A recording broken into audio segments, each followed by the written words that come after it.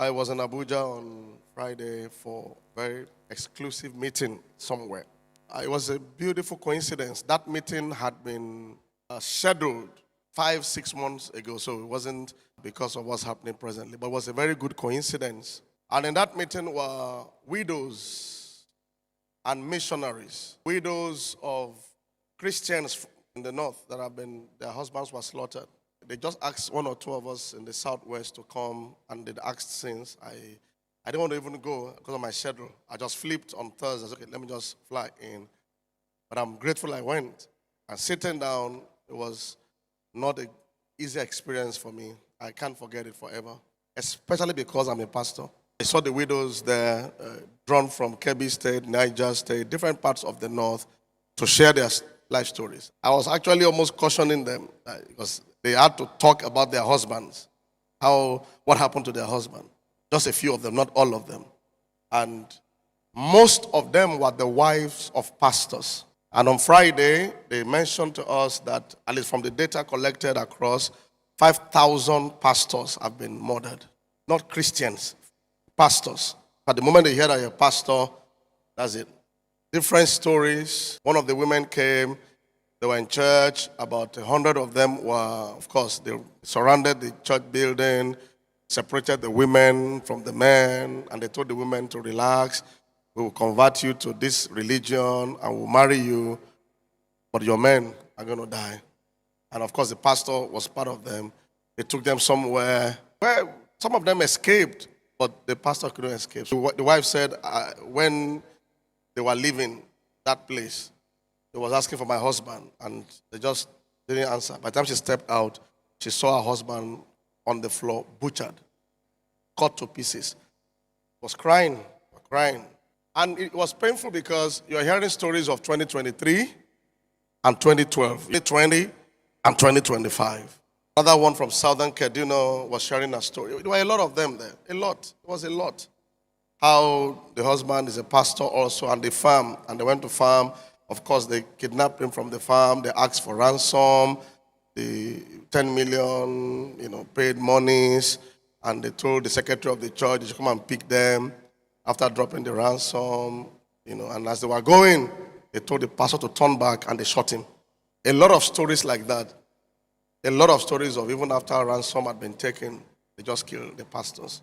It got to me because the difference is that I'm in Southwest as a pastor.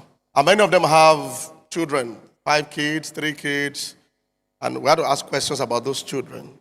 Thank God for a family worship center in Abuja that providing scholarships and many support, but we also want to seriously partner, especially for those children. The stories were bad. The missionaries there, and these were Fulani missionaries, also sharing their work deep, how the bandits come. Villages that don't really have electricity. When bandits are coming in with motorcycles, it lights up to help you understand how many come in, and all their headlamp on. The entire village comes alive because of the light, and then the readings, and then the separation of this and that, and now people run into the forest with a baby, and now pastors are slaughtered, just killing someone like an animal. It was about 4-hour meeting. It was they told us to be patient. We flew in that morning and flew back in the evening. That we should be patient so we can hear everything. So there's nothing to hide, and it covered the entire. It's bad. It's really, really bad. And I mentioned when I was asked to talk a bit, I said, well, first I have to apologize on behalf of the Southwest Christians but the challenge is we don't know what's happening. I told them we don't know. I mean, we hear things on the news. What you are seeing in the news are trickles. Too small. Maybe it's hidden. Maybe they don't get it out. But we don't know. If we knew, maybe we would have reacted better. Maybe. So I apologize on behalf of Southwest. And I also now mentioned how some Chibok mothers came to our church, and the little were able to, just encouraging. But these ones are widows, like really out. They had to move them out of those places. Those stories are not too good. So I apologize on behalf of Southwest. We made some kind of commitments. But I said something. When King Herod picked James the apostle and killed, he saw that it was exciting to the enemies of the Jews. He now proceeded further and picked Apostle Peter. And then prayers were made. And I said, well, as much as we are also praying for the north, southwest should be careful. That doesn't get here. Some years ago, what we were hearing was Borno State, Katsina State. Now you are hearing Kwara State. That's very dangerous. Kogi State, Plateau is ravaged. So there has to be a pushback. There has to be a kind of pushback. How the rescue, I'm not even sure the government has capacity to manage the complexities of the details we had. It's beyond the government. A lot of things are in the mix. I think the country is at a critical phase, and we have to pray that God helps to manage that phase. That doesn't get worse. But there is need for rescue, believe me. There's need for rescue. It's so painful to see your wife in the morning or your husband in the morning, and then by 3 p.m. you can't see him again.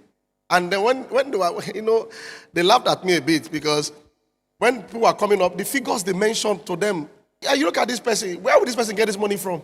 He's a farmer, you can see the farm. And then you hear $2,000. You hear, no, not $2,000, no. You hear 10 million, you hear 15 million. And then these people still go all around and get the monies. From where? And you still kill the person. One of them said, my husband said, I'm not just a Christian, I'm a pastor. Because they already caught him in the farm. Are you a Christian? Yes. I'm not just a Christian, I'm a pastor. He told them categorically. And they took him away. And that was the last. Later you see the bodies.